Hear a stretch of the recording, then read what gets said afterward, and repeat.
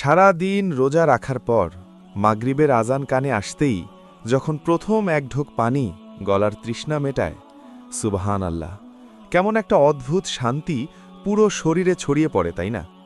মনে হয় যেন পৃথিবীর সব সুখ এই এক গ্লাস পানির ভেতরেই লুকিয়ে আছে। কিন্তু আমার প্রিয় ভাই ও বোনেরা, আপনারা কি কখনো একটু শান্ত হয়ে চোখ দুটো বন্ধ করে ভেবেছেন, এই যে আজ আমরা এত সুন্দর করে সেহরি খাচ্ছি, ইফতার করছি, তারাবি পড়ছি, এই পবিত্র রমজান মাসের শুরুটা আসলে কোথায় হয়েছিল? কোন সে রাত, যে রাতে আসমান থেকে প্রথম ঘোষণা এসেছিল, হে ঈমানদারগণ, তোমাদের ওপর রোজা ফরজ করা হলো? এই ইতিহাস কোনো সাধারণ ইতিহাস নয়। এর পরতে পরতে জড়িয়ে আছে আমাদের প্রিয় নবীজির চোখের পানি, সাহাবীদের রক্ত ঘাম করা কষ্ট আর এক অবিশ্বাস্য ত্যাগের গল্প। আজ আমরা এমনই এক দীর্ঘ ঐতিহাসিক সফরে বের হব। চলুন, এই যান্ত্রিক শহরের কোলাহল থেকে আজ আমরা ফিরে যাই ১৪০০ বছর আগের সেই উত্তপ্ত মরুভূমিতে। কান পাতুন, এখনও যেন শোনা যায় সেই হেরা গুহার নীরব কান্না। গল্পটা শুরু করার আগে আমাদের বুঝতে হবে তখন সময়টা কেমন ছিল। আজ থেকে ১৪৫০ বছর আগের কথা। পুরো পৃথিবী তখন এক ঘোর অন্ধকারে ডুবে আছে, যাকে ইতিহাসের পাতায় বলা হয় আইয়ামে জাহিলিয়াত বা মূর্খতার যুগ।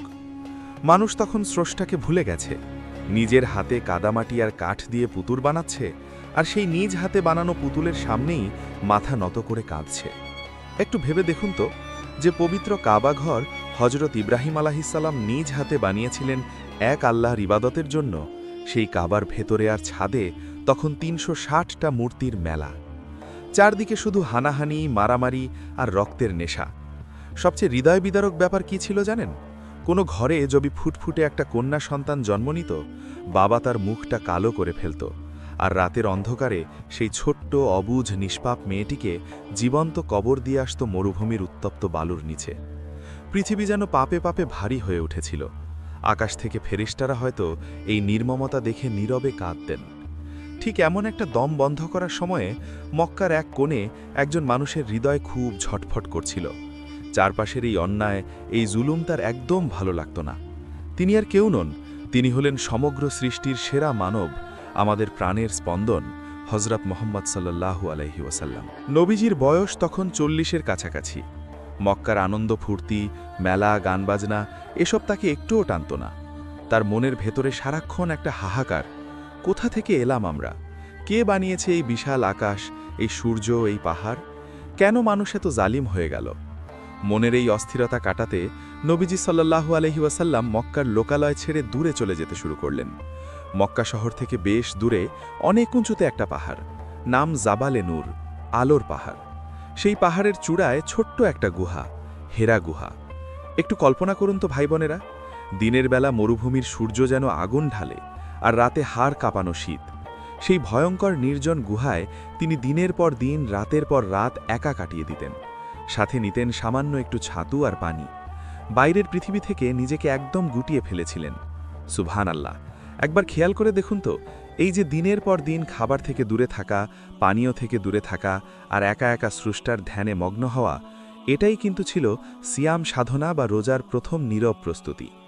আল্লাহ রাব্বুল আলামিন তার প্রিয় হাবিবকে এভাবেই তিলে তিলে প্রস্তুত করছিলেন ভবিষ্যতের এক বিশাল দায়িত্বের জন্য। এভাবেই কেটে গেল বেশ কয়েক বছর। সময়টা পবিত্র রমজান মাস। হ্যাঁ, রমজান মাস। তখনও কিন্তু মুসলমানদের ওপর রোজা ফরজ হয়নি, কিন্তু সৃষ্টির শুরু থেকেই এই মাসটা ছিল বড় পবিত্র, বড় বরকতময়। রমজানের শেষ দশকের কোনো এক বিজোড় রাত, চারদিক একদম পিন পতন নীরব, শুধু পাহাড়ের গায়ে বাতাসের শোঁ শোঁ শব্দ। নবীজি গভীর ধ্যানে মগ্ন। হঠাৎ পুরো গুহাটা এক অপার্থিব অদ্ভুত আলয়ে ঝলমল করে উঠল। কোনো সাধারণ মানুষ নয়, স্বয়ং আল্লাহর নির্দেশে আসমান চিরে নেমে এলেন ওহী বা আসমানি বাণী বহনকারী প্রধান ফেরেশতা হযরত জিবরাইল আলাইহিস সালাম। তিনি এসে এই নবীজিকে খুব শক্ত করে জড়িয়ে ধরলেন। সে এক অভাবনীয় দৃশ্য, আসমানের ফেরেশতার সাথে জমিনের শ্রেষ্ঠ মানুষের মিলন। জিবরাইল আলাইহিস সালাম খুব ভারী আর গম্ভীর কণ্ঠে বললেন, ইকরা, পড়ুন। নবীজি ভয়ে আর বিস্ময়ে কাঁপছেন। তিনি তো কোনোদিন স্কুলে যাননি, অক্ষরজ্ঞান তার ছিল না। তিনি কাঁপা কাঁপা কণ্ঠে বললেন, আমি তো পড়তে জানি না। জিবরাইল আলাইহিস সালাম আবারও তাকে সজোরে বুকে চেপে ধরলেন। এমনভাবে ধরলেন যেন তার বুকের সব ঐশী জ্ঞান নবীজির পবিত্র সিনায় স্থানান্তরিত হয়ে যাচ্ছে। আবারও বললেন, ইকরা। নবীজি আবারও একই উত্তর দিলেন। তৃতীয়বার জিব্রাইল আলাইহিসসালাম তাকে জড়িয়ে ধরে ছেড়ে দিলেন। এরপর পাঠ করলেন পবিত্র কোরআনের সেই প্রথম 5টি আয়াত। ইকরা বিসমি রব্বিকাল্লাযী খালাক। পড়ুন আপনার রবের নামে, যিনি সৃষ্টি করেছেন। সৃষ্টি করেছেন মানুষকে জমাট রক্ত থেকে। আল্লাহু আকবার।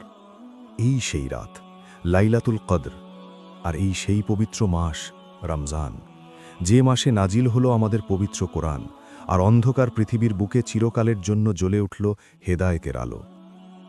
প্রথমবার আসমানি বাণী পাওয়ার এই যে ওজন, এই যে বিশাল ধাক্কা, এটা কি কোনো সাধারণ মানুষের পক্ষে সামলানো সম্ভব? নবীজি ভয়ে এবং প্রবল জ্বরে থরথর করে কাঁপতে কাঁপতে হেরা পাহাড় থেকে নিচে নেমে এলেন। তার বুকের ভেতর তখন হৃৎপিণ্ডটা যেন পাগলের মতো ধুকপুক করছে। তিনি দ্রুত ছুটে গেলেন তার সবচেয়ে কাছের মানুষ, বিপদের সঙ্গী, প্রিয়তমা স্ত্রী হযরত খাদিজা রাদিয়াল্লাহু আনহার কাছে। ঘরে ঢুকেই তিনি বাচ্চাদের মতো বলে উঠলেন, জাম্মিলুনি জাম্মিলুনি, খাদিজা, আমাকে চাদর দিয়ে ঢেকে দাও, আমাকে জড়িয়ে ধরো। খাদিজা রাদিয়াল্লাহু আনহা পরম মমতায় তাকে চাদর দিয়ে জড়িয়ে দিলেন। নবীজির শরীর তখনও কাঁপছে। তিনি হেরা গুহার সব ঘটনা তার স্ত্রীকে খুলে বললেন, খাদিজা, আমার খুব ভয় হচ্ছে, আমার জীবনের কি হবে? তখন আমাদের মা হযরত খাদিজা রাদিয়াল্লাহু আনহা যে মায়াবী আর সাহসের কথাগুলো বলেছিলেন, তা শুনলে আজও চোখে পানি চলে আসে। তিনি খুব শান্ত ও দৃঢ় কণ্ঠে বলেছিলেন, কখনোই না, আল্লাহর কসম, আল্লাহ আপনাকে কখনো অপমান করবেন না। আপনি তো মানুষের বিপদে পাশে দাঁড়ান, ইয়েতিমদের সাহায্য করেন, আত্মীয়দের খোঁজ নেন, আল্লাহ আপনার সাথেই আছেন। এভাবেই শুরু হলো এক নতুন অধ্যায়। পৃথিবীতে নেমে এলো ঐশী আলো।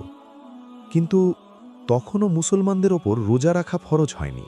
কোরআন নাজিলের পর থেকেই নবীজির জীবনে নেমে এলো চরম পরীক্ষা। মক্কার যে মানুষেরা একসময় তাকে আল আমিন বা সবচেয়ে বিশ্বাসী বলে ডাকত, শুধু লা ইলাহা ইল্লাল্লাহ বলার কারণে তারাই হয়ে গেল তার সবচেয়ে বড় শত্রু। পরপর 13টি বছর মক্কায় নবীজি এবং তার সঙ্গীরা যে পরিমাণ কষ্ট আর নির্যাতনের শিকার হয়েছেন, তা কল্পনা করলেও আমাদের গা শিউড়ে ওঠে। জ্বলন্ত কয়লার ওপর শুয়ে রাখা, পাথর চাপা দেওয়া, সামাজিকভাবে বয়কট করা, কি করেনি তারা? এই 13 বছরে মুসলমানদের কিন্তু 1 মাস রোজা রাখার কোনো নির্দেশ দেওয়া হয়নি। তারা শুধু নিজেদের মন থেকে কিছু নফল রোজা রাখতেন। কারণ আমার আল্লাহ বড় মেহেরবান। তিনি চাচ্ছিলেন তার বান্দারা আগে ঈমানে মজবুত হোক। রোজা ফরজ করার মতো একটা বড় নির্দেশ দেওয়ার জন্য দরকার ছিল একটা স্বাধীন জায়গা, একটা শান্ত পরিবেশ। মক্কার এই জালিমদের শহরে সেটা সম্ভব ছিল না। আর তাই মক্কার এই অমানবিক অত্যাচার পেছনে ফেলে রাতের অন্ধকারে চোখের পানি ফেলতে ফেলতে মুসলমানদের এবার পাড়ি জমাতে হবে এক নতুন ঠিকানায়। এমন এক শহর যার মানুষগুলো 2 হাত বাড়িয়ে তাদের বুকে টেনে নেওয়ার জন্য অপেক্ষা করছিল। সেই পবিত্র শহরের নাম মদিনা মুনওয়ারা। নিজের জন্মভূমি ছেড়ে চলে যাওয়ার কষ্ট যে কতটা তীব্র, তা কি আপনি কখনো অনুভব করেছেন?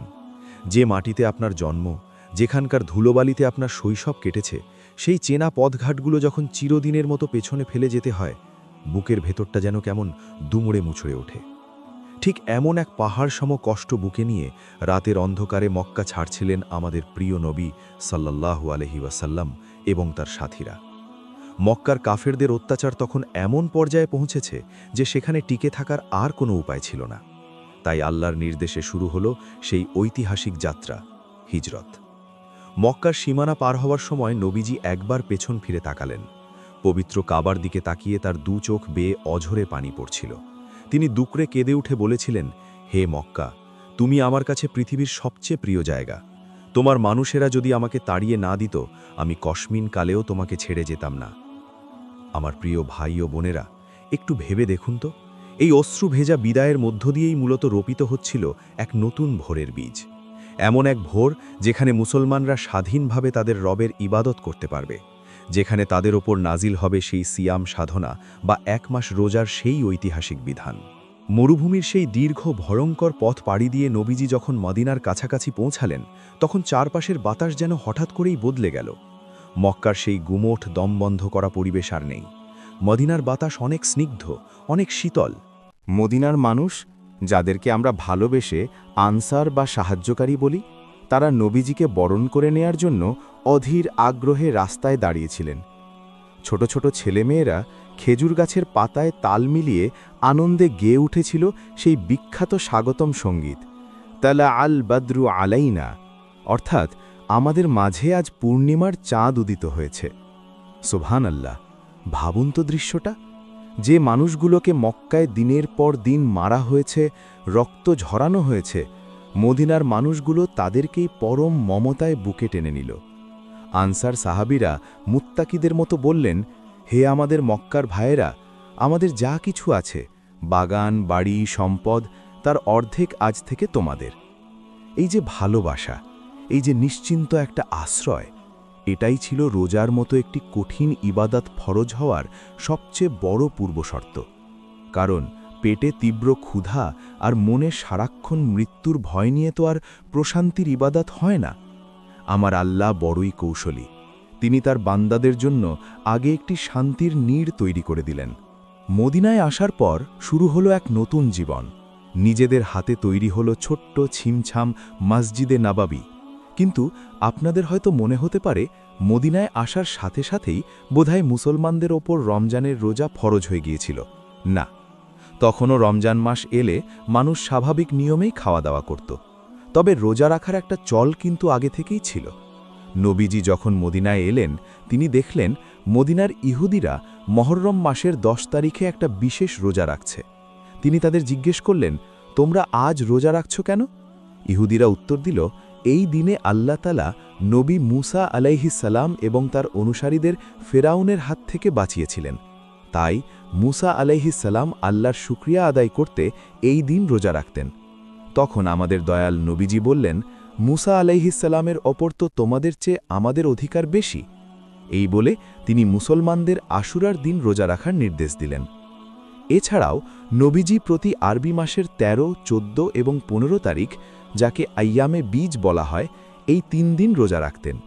অর্থাৎ মুসলমানদের শরীর ও মনকে ধীরে ধীরে অভ্যস্ত করা হচ্ছিল, যেন হঠাৎ করে 1 মাসের রোজার নির্দেশ এলে তাদের কষ্ট না হয়।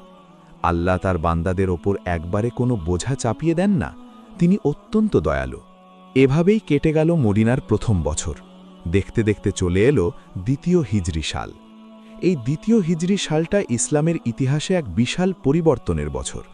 এই বছরেই মুসলমানদের কেবলা পরিবর্তন করে জেরুজালেমের বাইতুল মুকাদ্দাস থেকে মক্কার পবিত্র কাবার দিকে ঘুরিয়ে দেওয়া হয়। এই কেবলা পরিবর্তনের মধ্য দিয়ে মুসলমানরা যেন নিজস্ব একটা পূর্ণাঙ্গ পরিচয় পাচ্ছিল। তারা বুঝতে পারছিল আল্লাহ তাআলা এবার তাদেরকে একটা পরিপূর্ণ জাতি হিসেবে গড়ে তুলতে চাচ্ছেন। আর একটা পরিপূর্ণ জাতির জন্য দরকার পরিপূর্ণ নিয়মকানুন। সময়টা তখন হিজরি দ্বিতীয় বর্ষের শাবান মাস। রমজানে আসতে আর মাত্র কয়েকদিন বাকি। মদিনার পরিবেশটা হঠাৎ করেই কেমন যেন ভারী আর ঐশ্বরিক হয়ে উঠল। সাহাবীরা বুঝতে পারছিলেন বড় কিছু একটা ঘটতে যাচ্ছে। আকাশ আর জমিনের মাঝে আবারও যেন কোনো বড় সংযোগ তৈরি হচ্ছে। ঠিক এমন একটা সময়ে আকাশ চিরে নেমে এলো সেই চূড়ান্ত নির্দেশ। জিবরাইল আলাইহিস সালাম নিয়ে এলেন পবিত্র কুরআনের সূরা বাকারার 183 নম্বর আয়াত। মদিনার আকাশে বাতাসে প্রতিধ্বনিত হতে লাগল সেই মহাসম্মানিত ঘোষণা। নবীজি সাহাবীদের সামনে তেলাওয়াত করলেন, ইয়া আইয়ুহাল্লাযীনা আমানু, হে ঈমানদারগণ, কুতিবা আলাইকুমুস সিয়াম, তোমাদের ওপর রোজা ফরজ করা হলো, কামা কুতিবা আলাল্লাযীনা মিন ক্বাবলিকুম, ঠিক যেমন ফরজ করা হয়েছিল তোমাদের পূর্ববর্তীদের ওপর, লাআল্লাকুম তাত্তাকুন, যাতে করে তোমরা মুত্তাকী হতে পারো, তাকওয়া অর্জন করতে পারো। আল্লাহু আকবার! একবার চোখ বন্ধ করে ভাবুন তো সেই মুহূর্তটার কথা। সাহাবীরা যখন প্রথমবার এই আয়াতটা শুনলেন, তাদের মনের অবস্থা কেমন হয়েছিল? তারা কি ভেবেছিলেন, হায় হায়, 1 মাস না খেয়ে থাকতে হবে, এত বড় কষ্ট? একদমই না, বরং তারা আনন্দে কেঁদে ফেলেছিলেন। কারণ তারা এমন এক ইবাদতের সুযোগ পেলেন, যে ইবাদতের প্রতিদান স্বয়ং আল্লাহ নিজের হাতে দেবেন বলে ওয়াদা করেছেন। শাবান মাস শেষ হল। মদিনার পশ্চিম আকাশে উঁকি দিল এক ফালি বাঁকা চাঁদ। মুসলমানদের ইতিহাসের প্রথম রমজানের চাঁদ। শুরু হলো জীবনের প্রথম রোজা। সারাদিন মদিনার সেই তীব্র গরমের মাঝেও তারা মুখে এক ফোঁটা পানি দিলেন না। কিন্তু আমার ভাই ও বোনেরা, এই প্রথম রমজানটা শুধু ইবাদত আর শান্তির মাঝেই সীমাবদ্ধ ছিল না। এই পবিত্র মাসেই মুসলমানদের জীবনে নেমে আসতে যাচ্ছিল এমন এক ভয়ঙ্কর পরীক্ষা যার জন্য তারা মোটেও প্রস্তুত ছিলেন না। একদিকে পেটে রোজার তীব্র ক্ষুধা, অন্যদিকে মদিনার দিকে ধেয়ে আসছিল মক্কার কাফেরদের এক বিশাল সশস্ত্র বাহিনী। মুসলমানদের সংখ্যা যেখানে মাত্র ৩১৩ জন, সেখানে শত্রুরা ছিল ১,০০০-এরও বেশি, মারাত্মক অস্ত্রে সজ্জিত। এই যুদ্ধটাই হল ইসলামের ইতিহাসের সবচেয়ে গুরুত্বপূর্ণ যুদ্ধ, ঐতিহাসিক বদর যুদ্ধ। মদিনার সেই প্রচণ্ড গরমের কথা একবার কল্পনা করুন তো ভাই ও বোনেরা। মাথার ওপরে গনগনে সূর্য, পায়ের নিচে তপ্ত বালু। এই চরম প্রতিকূল পরিবেশেই শুরু হল মুসলমানদের জীবনের প্রথম রমজান, প্রথম রোজা। যাদের শরীর এই দীর্ঘক্ষণ না খেয়ে থাকার সাথে কখনোই অভ্যস্ত ছিল না, তারা সারাদিন এক ফোঁটা পানীয় মুখে দিলেন না। গলা শুকিয়ে কাঠ হয়ে আসছিল, পেটের ভেতর ক্ষুধার আগুন জ্বলছিল, কিন্তু তাদের অন্তরে ছিল এক অদ্ভুত শীতল প্রশান্তি। কারণ তারা জানতেন এই ক্ষুধা, এই তৃষ্ণা স্বয়ং রবের জন্য। আমার আল্লাহ তাদের দেখছেন। সন্ধ্যাবেলা যখন তারা প্রথমবার ইফতার নিয়ে বসলেন, সুবহান আল্লাহ, সেই প্রথম ইফতারের স্বাদ কেমন ছিল তা পৃথিবীর কোনো ভাষায়, কোনো শব্দ দিয়ে বোঝানো সম্ভব নয়। সারাদিনের ক্লান্তি ভুলে রাতের বেলা তারা দাঁড়িয়ে যেতেন প্রভুর দরবারে দীর্ঘ নামাজে। কিন্তু এই প্রশান্তি বেশিদিন স্থায়ী হল না। আল্লাহ তাআলা যেন তার প্রিয় বান্দাদের ঈমানের চূড়ান্ত পরীক্ষা নেওয়ার জন্য প্রস্তুত হচ্ছিলেন। জীবনের প্রথম রোজা রাখা অবস্থাতেই মদিনায় খবর এলো এক ভয়ঙ্কর বিপদের। খবর এলো মক্কার কাফেরদের এক বিশাল সশস্ত্র বাহিনী মদিনার দিকে ধেয়ে আসছে। মুসলমানদের চিরতরে শেষ করে দেওয়ার জন্য আবু জাহেলের নেতৃত্বে ১,০০০ জনের এক সুসজ্জিত সৈন্যদল রওনা হয়েছে বদর প্রান্তরের দিকে। তাদের সাথে আছে ১০০টি ঘোড়া, ৭০০ উট আর সবার গায়ে লোহার বর্ম। আর অন্যদিকে মদিনায় মুসলমানদের অবস্থা কি? তারা মাত্র ৩১৩ জন মানুষ। তাদের কাছে না আছে ভালো কোনো অস্ত্র, না আছে ঘোড়া, মাত্র ২টো ঘোড়া আর ৭০টা উট। সবার গায়ে বর্মও নেই। সবচেয়ে বড় কথা, তারা সবাই রোজা রাখা অবস্থায় আছেন। পেটে প্রচণ্ড ক্ষুধা, শরীর দুর্বল। আমার প্রিয় ভাই ও বোনেরা, একটু ভেবে দেখুন, একদিকে জীবনের প্রথম রোজা, অন্যদিকে ১,০০০ সুসজ্জিত সৈন্যের মোকাবিলা করার ডাক। আল্লাহু আকবার। নবীজি সাহাবীদের ডাকলেন। তিনি জানতে চাইলেন, হে আমার সাথীরা, এই অবস্থায় তোমরা কি করতে চাও? নবীজির এই প্রশ্নের পর মিকদাদ নামের একজন সাহাবী উঠে দাঁড়ালেন। তিনি যে কথাটি বলেছিলেন তা ইসলামের ইতিহাসে স্বর্ণাক্ষরে লেখা আছে। তিনি বললেন, ইয়া রাসূল আল্লাহ, আমরা বনি ইসরায়েলের মতো নই, যে নবী মুসাকে বলবো আপনি আর আপনার রব গিয়ে যুদ্ধ করুন, আমরা এখানে বসে থাকি। বরং আমরা আপনার ডানে, বামে, সামনে, পেছনে থেকে লড়াই করব। আল্লাহর কসম, আপনি যদি আমাদের ঘোড়া ছুটিয়ে সাগরের পানিতে ঝাঁপ দিতে বলেন, আমরা একটুও দ্বিধা করব না। সুবহান আল্লাহ। এরপর আনসারদের পক্ষ থেকে সাদ ইবনে মুয়াজ রাদিয়াল্লাহু আনহু উঠে দাঁড়ালেন। তিনি বললেন, হে আল্লাহর রাসূল, আমরা তো আপনার উপর ঈমান এনেছি, আমরা প্রস্তুত, আপনি আমাদের নিয়ে চলুন। এই ঈমানি তেজ, এই ভালোবাসা দেখে নবীজির দুশ্চিন্তা দূর হয়ে গেল। তার চেহারা মুবারক চাঁদের মতো উজ্জ্বল হয়ে উঠল। তিনি বললেন, চলো, আল্লাহর নামে এগিয়ে চলো, আল্লাহ আমাকে বিজয়ের ওয়াদা করেছেন। সময়টা ১৭ই রমজান। বদরের ময়দানে এসে পৌঁছেছেন ৩১৩ জন রোজাদার সাহাবী। আগামীকাল সকাল হলেই শুরু হবে সেই ভয়ঙ্কর লড়াই। সারাদিনের রোজা আর দীর্ঘ সফরের ক্লান্তিতে সাহাবীরা রাতে ঘুমিয়ে পড়লেন। আল্লাহ তাআলা আকাশ থেকে প্রশান্তির বৃষ্টি নাজিল করলেন, যাতে বালুগুলো জমে শক্ত হয়ে যায় আর মুসলমানদের পা পিছলে না যায়। পুরো বদর প্রান্তর ঘুমে আচ্ছন্ন, কিন্তু একজন মানুষের চোখে ঘুম নেই। তিনি আমাদের প্রাণের নবী মুহাম্মদ সাল্লাল্লাহু আলাইহি ওয়াসাল্লাম। তিনি একটি গাছের নিচে দাঁড়িয়ে সারা রাত নামাজ পড়লেন, সেজদায় পড়ে অঝরে কাঁদলেন। এরপর দুহাত আসমানের দিকে তুলে এমনভাবে মুনাজাত শুরু করলেন যে তার কাঁধ থেকে চাদর মোবারক মাটিতে পড়ে গেল। তিনি কাঁদছেন আর বলছেন, হে আল্লাহ, মক্কার কুরাইশরা তাদের অহংকার নিয়ে তোমার রাসূলকে মিথ্যাবাদী প্রমাণ করতে এসেছে। হে আল্লাহ, তুমি আমাকে যে ওয়াদা করেছ তা আজ পূর্ণ করো। হে আল্লাহ, আজ যদি এই ছোট্ট দলটি ধ্বংস হয়ে যায়, তবে কিয়ামত পর্যন্ত এই পৃথিবীতে তোমার নাম নেওয়ার মতো আর কেউ বেঁচে থাকবে না। কি হৃদয় বিদারক সেই দোয়া! নবীজির এই কান্না কি আর আরশে আজিম পর্যন্ত না পৌঁছে পারে? আল্লাহ রব্বুল আলামিন তার প্রিয় হাবিবের ডাকে সাড়া দিলেন। সকাল হল ১৭ই রমজানের সেই ঐতিহাসিক সকাল। শুরু হলো যুদ্ধ। একদিকে পেটে পাথর বাঁধা রোজাদার খালি পায়ের ৩১৩ জন জানবাজ সাহাবী, আর অন্যদিকে ১,০০০ অহংকারী কাফের। কিন্তু আমার আল্লাহ তো ওয়াদা করেছিলেন, আকাশ চিরে নেমে এলো সাহায্য। কোরআনের ঘোষণা অনুযায়ী আল্লাহ তাআলা জিব্রাইল আলাইহিসসালামের নেতৃত্বে হাজার হাজার ফেরেশতা পাঠিয়ে দিলেন মুসলমানদের সাহায্য করার জন্য। বদরের ময়দানে কাফেররা দেখল সাদা ঘোড়ায় চড়ে কারা যেন মুসলমানদের হয়ে লড়াই করছে। আল্লাহু আকবার! যে আবু জাহিল অহংকার করে মদিনা ধ্বংস করতে এসেছিল, সেই আবু জাহিল বদরের মাটিতে লুটিয়ে পড়ল। কাফেরদের বড় বড় নেতারা সব ধ্বংস হয়ে গেল। ৩১৩ জন রোজাদার সাহাবীর হাতে আল্লাহ তুলে দিলেন এক মহাবিজয়। এই রমজান মাসেই রোজার ভেতরেই ইসলাম পেল তার অস্তিত্ব রক্ষার সবচেয়ে বড় স্বীকৃতি। সত্য এবং মিথ্যার পার্থক্যকারী এই দিনটিকে কোরআনে বলা হয়েছে ইয়াউমুল ফুরকান। বদরের এই মহাবিজয় নিয়ে মদিনায় ফিরলেন নবীজি। দেখতে দেখতে শেষ হয়ে এলো জীবনের প্রথম রমজান মাস। রহমত, বরকত আর বদরের বিজয়ের আনন্দ নিয়ে পশ্চিম আকাশে উঁকি দিল শাওয়াল মাসের নতুন চাঁদ। ভাই ও বোনেরা, আপনারা কি কল্পনা করতে পারেন মদিনার সেই প্রথম ঈদের সকালটা কেমন ছিল? একদিকে দীর্ঘ ১ মাস রোজা রাখার পর আল্লাহর পক্ষ থেকে পুরস্কার পাওয়ার আনন্দ, অন্যদিকে বদর যুদ্ধে নিজেদের অস্তিত্ব রক্ষার বিজয়ের আনন্দ। ঈদের দিন সকালে নবীজি মুসলমানদের নির্দেশ দিলেন সাদকাতুল ফিতর বা ফিতরা আদায় করার জন্য, যেন মদিনার কোনো গরিব মানুষ, কোনো এতিম শিশু এই আনন্দের দিনে ক্ষুধার্ত না থাকে। ধনী গরিব সবাই যেন একসাথে ঈদের আনন্দ ভাগ করে নিতে পারে। সাহাবীরা গোসল করলেন, চোখে সুরমা লাগালেন, নিজেদের সবচেয়ে ভালো পোশাকটি পরলেন। তারপর তাকবীর ধ্বনি দিতে দিতে আল্লাহু আকবার, আল্লাহু আকবার, লা ইলাহা ইল্লাল্লাহ বলতে বলতে তারা জড়ো হলেন খোলা মাঠে। জীবনের প্রথম ঈদুল ফিতরের নামাজ পড়লেন নবীজির পেছনে দাঁড়িয়ে। নামাজ শেষে তারা একে অপরকে বুকে জড়িয়ে ধরলেন। সে এক অভাবনীয় ঐশ্বরিক আনন্দের দৃশ্য, যা আকাশ থেকে ফেরেশতারাও হয়তো মুগ্ধ হয়ে দেখছিলেন। এভাবেই পার হলো মুসলমানদের জীবনের প্রথম রমজান আর প্রথম ঈদ। এই প্রথম রমজানই মুসলমানদের শিখিয়ে দিয়ে গেল, রোজা শুধু না খেয়ে থাকার নাম নয়। রোজা হলো নিজের নাফসকে, নিজের ভেতরের পশুত্বকে হারিয়ে আল্লাহর প্রেমে বিজয়ী হওয়ার নাম। কিন্তু গল্প তো এখানেই শেষ নয়। এরপর প্রতি বছর ঘুরে ঘুরে আসতে লাগল পবিত্র রমজান। রমজানের সেই রাতগুলোর কথা আপনাদের মনে আছে, যে রাতে সাহাবীরা ঘুমাতে চাইতেন না, কোরআনের প্রেমে তারা সারা রাত তারাবিহের নামাজে দাঁড়িয়ে থাকতেন।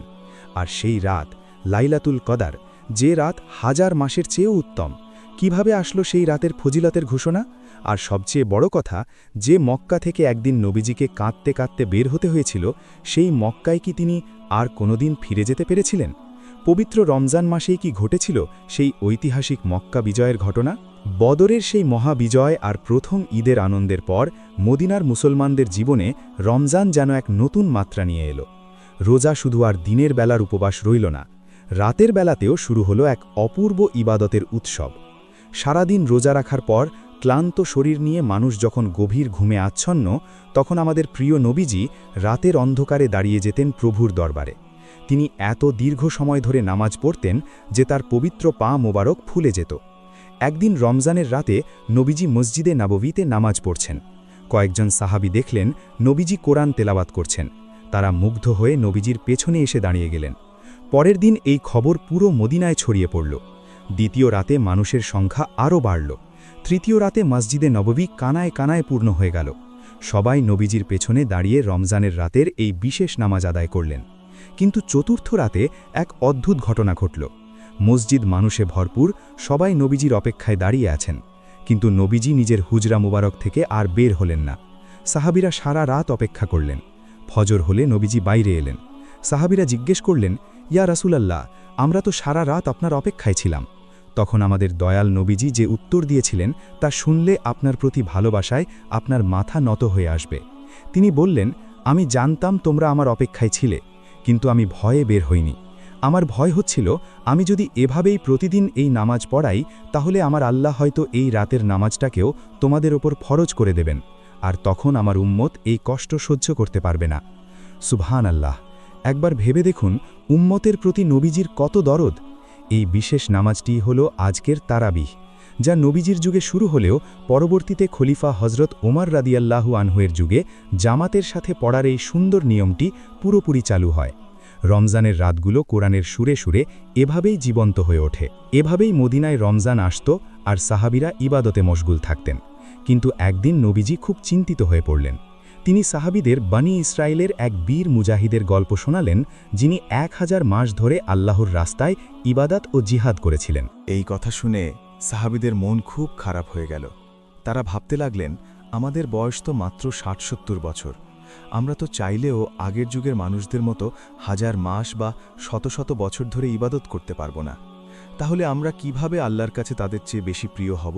সাহাবীদের এই নীরব কান্না, এই মনের আক্ষেপ আমার আল্লাহর আরশ পর্যন্ত পৌঁছে গেল। আল্লাহ কি পারেন তার হাবিবের সাথীদের এভাবে মন খারাপ করে রাখতে? সাথে সাথে আসমান থেকে জিবরাইল আলাইসাল্লাম নিয়ে এলেন পবিত্র কোরআনের সূরা আল কাদার। ইন্না আনজালনাহু ফি লাইলাতিল কাদার, নিশ্চয়ই আমি কোরআন নাজিল করেছি কদরের রাতে। লাইলাতুল কাদার খাইরুম মিন আলফি শাহার, কদরের রাত 1000 মাসের চেয়েও উত্তম। আল্লাহু আকবার। আল্লাহ তাআলা যেন মুচকি হেসে উম্মতে মোহাম্মদীকে সান্ত্বনা দিয়ে বললেন, হে নবীজির উম্মতেরা, তোমাদের শত শত বছর বাঁচার দরকার নেই। রমজানের শেষ দশকে আমি তোমাদের এমন একটা রাত উপহার দিলাম, যে রাতে একবার ইবাদত করলে তা 1000 মাস বা 83 বছর 4 মাস ইবাদত করার চেয়েও বেশি সওয়াব এনে দেবে। এই সেই মহিমান্বিত রাত, যে রাতে পৃথিবীতে এত বেশি ফেরেশতা নেমে আসে যে জমিনে যেন তাদের জায়গা সংকুলান হয় না। এই রাতের সন্ধানেই নবীজি রমজানের শেষ 10 দিন মসজিদে ইতিকাফে বসতেন। দুনিয়ার সবকিছু ছেড়ে দিয়ে শুধু আল্লাহর প্রেমে মগ্ন হয়ে যেতেন। এভাবেই কেটে গেল বেশ কয়েক বছর। সময়টা অষ্টম হিজরি। অষ্টম হিজরির এই রমজান মাসেই ঘটতে যাচ্ছিল পৃথিবীর ইতিহাসের সবচেয়ে বড়, সবচেয়ে অভাবনীয় এক ঘটনা। মনে আছে সেই মক্কা শহরের কথা, যে শহর থেকে আজ থেকে 8 বছর আগে নবীজিকে রাতের অন্ধকারে কাঁদতে কাঁদতে বের করে দেওয়া হয়েছিল? যে মক্কার কাফেররা মুসলমানদের ওপর অকথ্য নির্যাতন চালিয়েছিল? সেই মক্কার কুরাইশরা যখন হুদাইবিয়ার সন্ধি ভঙ্গ করল, তখন নবীজি সিদ্ধান্ত নিলেন, এবার সময় এসেছে, এবার কাবার চাবি ফিরে পাওয়ার সময় এসেছে। রমজান মাসের 10 তারিখ নবীজি মদিনা থেকে 10,000 জানবাজ সাহাবীর এক বিশাল বাহিনী নিয়ে মক্কার দিকে রওনা হলেন। 10,000 সাহাবী। একটু কল্পনা করুন দৃশ্যটা। 8 বছর আগে যিনি একা লুকিয়ে এই পথ দিয়ে মদিনায় এসেছিলেন, আজ তার পেছনে 10,000 মানুষের এক বিশাল জনসমুদ্র। সময়টা রমজান মাস। মরুভূমির বুকে তখন লু হাওয়া বইছে। রোজা রেখে এই বিশাল বাহিনী মক্কার দিকে এগোচ্ছে। প্রচণ্ড গরমে সাহাবীদের অবস্থা যখন খুব কাহিল, নবীজি একটি জায়গায় এসে একটি পাত্রে পানি নিয়ে নিজের উঁটের ওপর বসে সবার সামনে সেই পানি পান করলেন।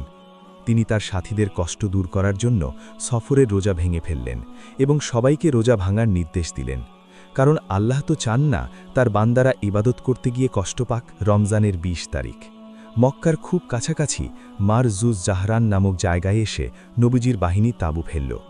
রাত নেমেছে। নবীজি নির্দেশ দিলেন 10,000 সাহাবীর প্রত্যেকে যেন আলাদা আলাদা আগুনের কুণ্ডলি জ্বালায়। পাহাড়ের চূড়া থেকে মক্কার সর্দার আবু সুফিয়ান যখন নিচে তাকালো, তার তো চোখ কপালে ওঠার জোগাড়। পুরো প্রান্তর জুড়ে শুধু আগুন আর আগুন, 10,000 আগুনের কুণ্ডলি। আবু সুফিয়ানের বুক কেঁপে উঠল। সে বুঝতে পারল আজ আর মক্কাকে বাঁচানোর কোনো উপায় নেই। যে মোহাম্মদকে তারা তাড়িয়ে দিয়েছিল, আজ তিনি এক অপ্রতিরোধ্য শক্তি নিয়ে ফিরে এসেছেন। আবু সুফিয়ান নবীজির তাঁবুতে এসে ইসলাম গ্রহণ করল। বিনা রক্তপাতে মক্কা বিজয়ের রাস্তা তৈরি হয়ে গেল এই পবিত্র রমজানে। আমার প্রিয় ভাই ও বোনেরা, এবার যে দৃশ্যটির কথা বলবো তা শুনলে আপনার চোখ ভিজে উঠবে। 10,000 সৈন্য নিয়ে বিজয়ী বেশে নবীজি যখন তার জন্মভূমি মক্কায় প্রবেশ করছিলেন, তখন তার অবস্থা কেমন ছিল জানেন? পৃথিবীর কোনো রাজা বাদশাহ যখন কোনো দেশ জয় করে, তারা কিভাবে ঢোকে? অহংকারে বুক ফুলিয়ে, তাই না? কিন্তু আমাদের নবীজি, যিনি রাহমাতুল্লিল আলামিন, তিনি যখন মক্কায় ঢুকছেন, আল্লাহর প্রতি কৃতজ্ঞতায় তার মাথা এত বেশি নিচু ছিল যে তার থুতনি মোবারক উটের পিঠের সাথে লাগছিল। তার 2 চোখ বেয়ে অঝরে পানি পড়ছিল। তিনি কোরআনের আয়াত তেলাওয়াত করতে করতে কাবার দিকে এগিয়ে যাচ্ছিলেন। যেই কাবাঘরে একসময় তাকে সেজদায় থাকা অবস্থায় উটের পচা নাড়িভুড়ি চাপিয়ে দেওয়া হয়েছিল, যেই কাবার চত্বরে বেলালকে পাথর চাপা দেওয়া হয়েছিল, আজ সেই কাবাঘর মুসলমানদের হাতে। নবীজির হাতে একটা ছড়ি। তিনি সেই ছড়ি দিয়ে কাবার ভেতরের 360টি মূর্তিকে আঘাত করছেন আর বলছেন, সত্য সমাগত, মিথ্যা বিলুপ্ত। নিশ্চয়ই মিথ্যা বিলুপ্ত হওয়ারই ছিল। মক্কার সেই অত্যাচারী কাফেররা কাবার সামনে মাথা নিচু করে কাঁপছে। তারা ভাবছে আজ হয়তো তাদের সবাইকে জবাই করে প্রতিশোধ নেওয়া হবে। নবীজি তাদের দিকে তাকিয়ে জিজ্ঞেস করলেন, তোমরা আজ আমার কাছে কেমন আচরণ আশা করো? তারা ভয়ে ভয়ে বলল, আপনি দয়ালু ভাইয়ের ছেলে। তখন নবীজি সেই ঐতিহাসিক ক্ষমার ঘোষণা দিলেন যা পৃথিবীর ইতিহাসে আর কোনোদিন কেউ দিতে পারেনি। তিনি বললেন, লা তাসরিবা আলাইকুমুল ইয়াউম, আজ তোমাদের ওপর কোনো অভিযোগ নেই, কোনো প্রতিশোধ নেই।